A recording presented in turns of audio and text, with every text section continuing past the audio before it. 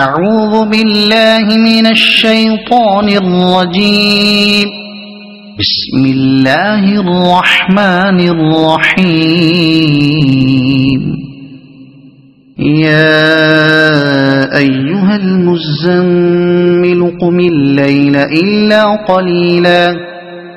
نصفه أو انقص منه قليلا أو زد عليه ورتل القرآن ترتيلا إنا سنلقي عليك قولا ثقيلا إن ناشئة الليل هي أشد وطئا وأقوم قيلا إن لك في النهار سبحا طويلا واذكر اسم ربك وتبتل إليه تبتيلا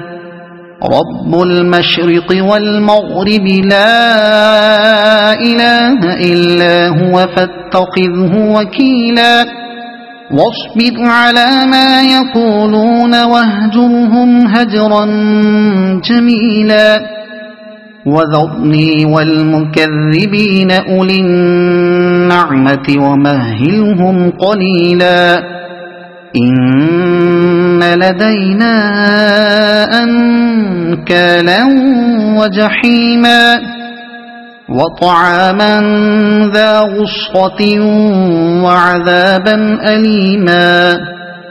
يوم ترجف الأرض والجبال وكانت الجبال كثيبا مهيلا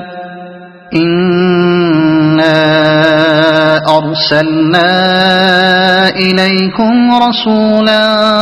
شاهدا عليكم كما أرسلنا إلى فرعون رسولا فعصى فرعون الرسول فأخذناه أخذا وبيلا فكيف تتقون إن كفرتم يوما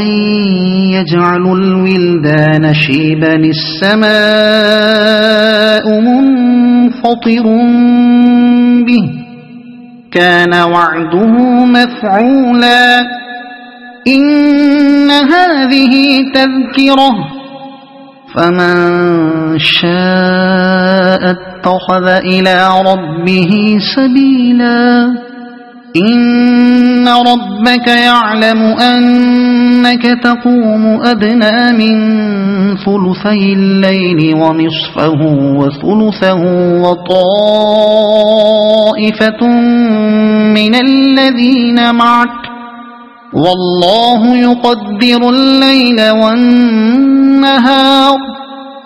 علم أن لن تحصوه فتاب عليكم فاقرؤوا ما تيسر من القرآن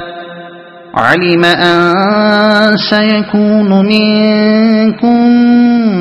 مرضى وآخرون يضربون في الأرض يبتغون من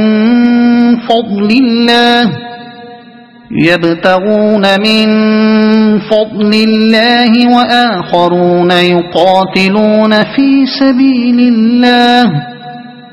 فاقرؤوا ما تيسر منه وأقيموا الصلاة وآتوا الزكاة وأقرضوا الله قرضا حسنا وما تقدموا لأنفسكم من خير